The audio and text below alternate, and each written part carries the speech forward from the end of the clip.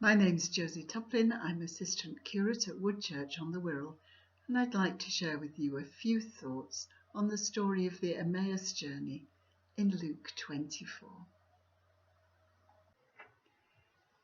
On the evening of that first Easter day, as the day draws to a close, two travellers leave Jerusalem.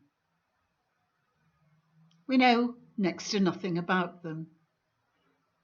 They are followers of Jesus, and one of them is called Cleopas, but that's about it. That and the fact that they're heading for Emmaus. I love this painting of those two travellers and the person who joins them on the journey but isn't any ordinary traveller.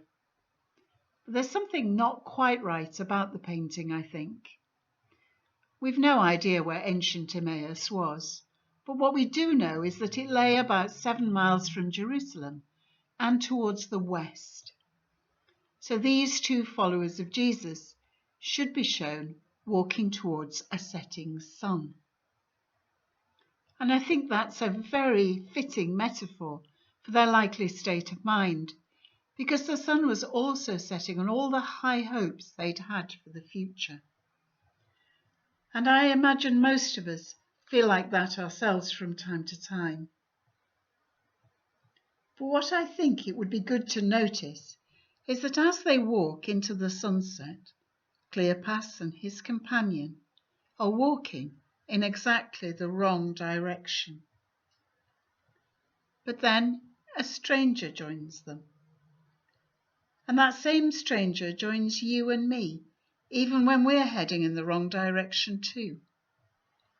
And as the sun finally sets, they invite him to stay with them. Luke tells us what happened next. So he went in to stay with them.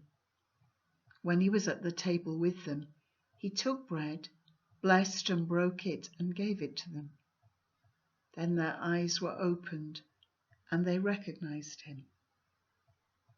And within the hour, they got up and returned to Jerusalem. This time they were setting off in the right direction. No easy journey at any time, but particularly treacherous in the dark. And no knowing what would be waiting for them when they got back. Both the chief priest's men and Pilate's soldiers could be out looking for Jesus' known associates. But back to Jerusalem they went. And here's another thing to notice. And that's that Jesus still meets us on the road. And if we'll just invite him in, he reveals himself to us. But if we do, that revelation will always result in a new and totally unexpected journey, and that journey will always be towards the dawn.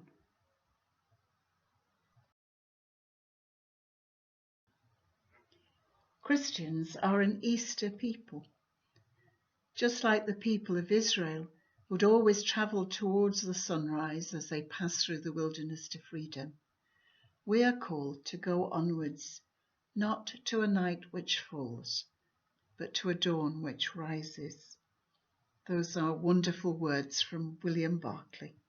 Not to a night which falls, but to a dawn which rises. For Cleopas and his companion, the future didn't lie towards the setting sun and the safety of Emmaus as they'd imagined. Their future lay back towards the dawn in Jerusalem, where extraordinary things were already happening. More and more people were encountering the risen Lord, and on the day of Pentecost they'd receive the Holy Spirit, and they and their successors would go out to take the gospel to the whole world.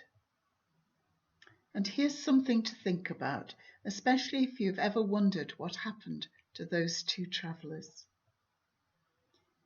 A man called Cleopas, who could well be the same man as our Cleopas, had a son called Simeon. And 40 years after Jesus' death and resurrection, Simeon became the second bishop of Jerusalem. Thanks be to God.